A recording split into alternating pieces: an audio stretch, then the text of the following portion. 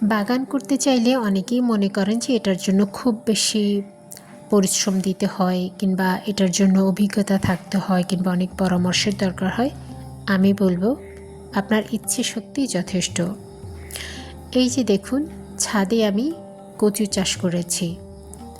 খুবই হাস্যকর বিষয়, কারণ ডোবা নালাতে প্রচুর কচু পাওয়া যায়, কিন্তু চাইলেই কি আপনি সেগুলো খেতে পারবেন?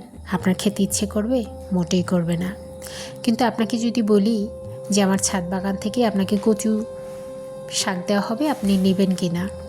আপনি আমার কাছাকাছি থাকলে আমি হলপ করে বলতে পারছি, যদি আপনি কচু গাছ কিংবা কচুর শাক পছন্দ করেন তাহলে আপনি লুফে নেবেন।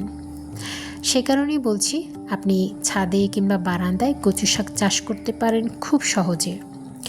কচু শাক কিন্তু যে কোনো মাটিতে জন্মায়। এটা পানির ভেতরে জন্মায়, আবার শুকনো জায়গায়ও জন্মায়। আমি এটার জন্য খুব সাধারণভাবে মাটি রেডি করেছি। আমার হাতের কাছে যা ছিল সেই মাটি রেডি করেছি, তাতেই আমি বসিয়ে দিয়েছি, যেহেতু আমি ছাদ বাগান অনেক আগে থেকেই করি।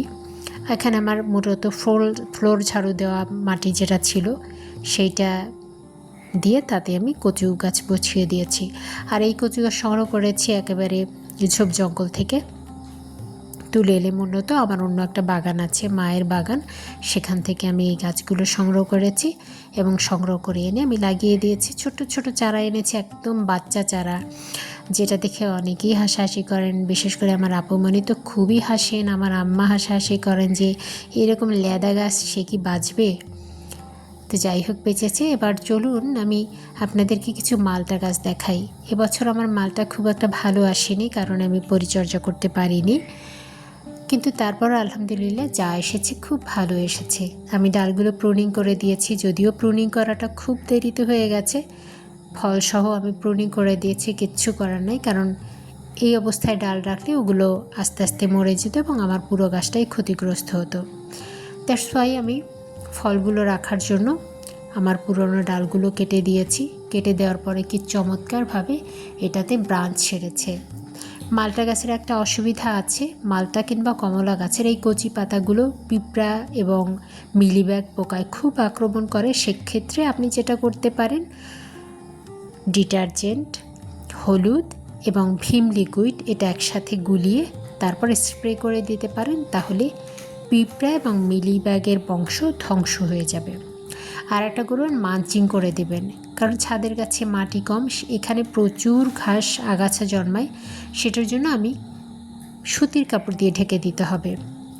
সুতির কাপড় দিয়ে ঢেকে দেওয়ার অন্যতম কারণ হচ্ছে গাছটা উপরে মালচিংও হলো, আবার ছাদে যেহেতু প্রচণ্ড তাপ থাকে, সেই তাপের কারণে পলিথিন দিলে গাছের শিকড়গুলো ক্ষতিগ্রস্ত হবে, তখন গাছের ফলগুলো পাতাগুলো ঝরে যাবে। এ কারণে ছাদে লাগাতে হলে মালচিং পদ্ধতি অবশ্যই আপনাকে কটন কাপড় দিয়ে দিতে হবে কিংবা চট দিয়ে দিতে হবে, তাহলে ফলগুলো আর ঝরে পড়বে না এবং গোড়াতে ঘাসও উঠবে না। আমি এটা রিসেন্টলি দিয়েছি, খুব একটা আগে দেইনি, তবে গাছগুলো এই বর্ষাতে বেশ ভালো কচি কচি পাতা ছেড়েছে। বর্ষাটা থামলে অবশ্যই আমি আমার অর্গানিক যে স্প্রে আছে সেটা করে দেবো ইনশাল্লাহ। তবে এই মুহূর্তে গাছের কিছুটা খাদ্য সংকটেও ভুগছে।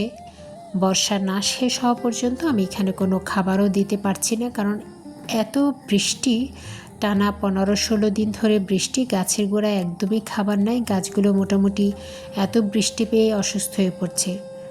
খুব বেশি আসলে কোনো কিছুই ভালো না, ওই জন্য পরিমিতির বোধ থাকাটা আমাদের মধ্যে জরুরি। প্রকৃতির ক্ষেত্রে এখানে তো আমার বলার কিছু নাই, আল্লাহ সুবহানাহু ওয়া তাআলা এই বিষয়ে ভালো জানেন, কোনটাতে মঙ্গল কোনটাতে অমঙ্গল সেটা আমার বোঝার কথা নয়। এই আমার ক্ষীণ বুদ্ধিতে অবশ্যই সেটা বোঝার কথা নয়।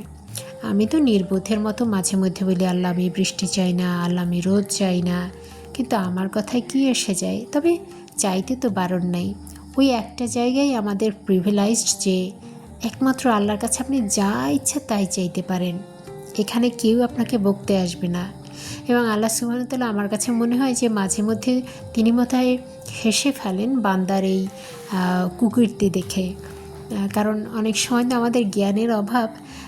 যারা খুব জ্ঞানী মানুষ তারা তো পরিমিতি বোধ আছে, কোনটা চাওয়া উচিত, কীভাবে চাওয়া উচিত তারা ভালো জানেন। কিন্তু আমি তো যখনই প্রবলেমে পড়ি তখনই আল্লাহর কাছে বলি, আল্লাহ এইটা চাই না, এইটা চাই, মনে হয় যেন আমার কথা মতো চলবে, আল্লাহ মাফ করুক। এর মধ্যে একটা ছাদে বেড়ালও চলে আসছে। আমার ছাদে বেড়ালও আসে, ইঁদুর ছিল আগে, এখন নেই। এই যে লতি কচুর কথা আমি বলছিলাম, লতি কচুটা আমি বাজার থেকে যে কচু এনেছি, এই যে দেখুন কচুর লতির মাথায় যে গাছ হয়ে গেছে, ওই রকম অংশটা আমি এরকম পটে লাগিয়ে দিয়েছি, এই পটটাই লাগিয়ে দিয়েছি। তখন প্রচুর কচু হতো, এখন তো যত্নের অভাবে কমে গেছে। চাইলে এটা করতে